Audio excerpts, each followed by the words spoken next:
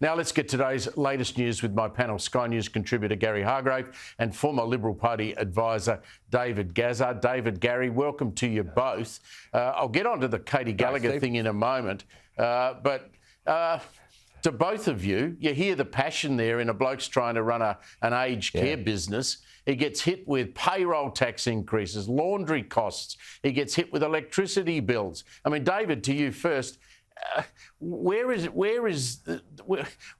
small business getting some encouragement to actually operate in this country? Well, it's exactly right, Steve. I mean, the guy Lou made a very, very solid point in that this problem is only going to get worse because we are an ageing population. So, I mean, forget about where you go when your budget is in deficit.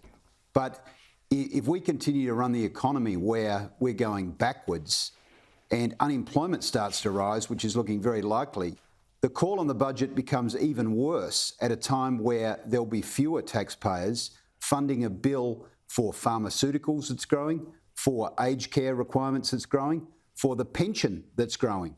So this is only going one way. This is why you need a buffer in the bank to secure the future for citizens like these.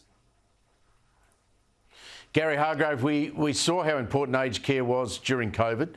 I mean, tragically, we had a lot of people die in aged care during COVID.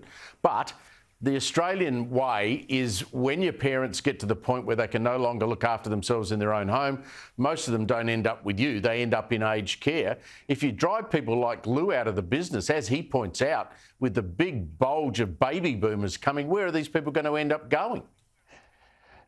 Yeah, and Stephen, I resemble that remark, but I'm not planning to go into any form of institutional aged care. My kids have just got to get used to the idea that they'll be looking after me. And look, the simple reality is Australians have just, I guess. But look, Australians have just got to stop this handout mentality. We need a hand out of our pocket mentality is what we need. Governments have just got so darn big. I mean, off the subject, but an example, in Queensland, the state budget came down yesterday, 76 less police officers, 76 fewer police officers going into the Queensland Police Service, but 123 new spin doctors into the Premier's department. We have got all of these really wrong priorities that are being done as government keeps getting bigger, bolder and imposing themselves on our lives. We need government out of our lives. We need people to take personal responsibility and we need to actually trust people will do the right thing and maybe make some of these approaches that families are making for the elderly and indeed for the young in their family tax deductible rather than government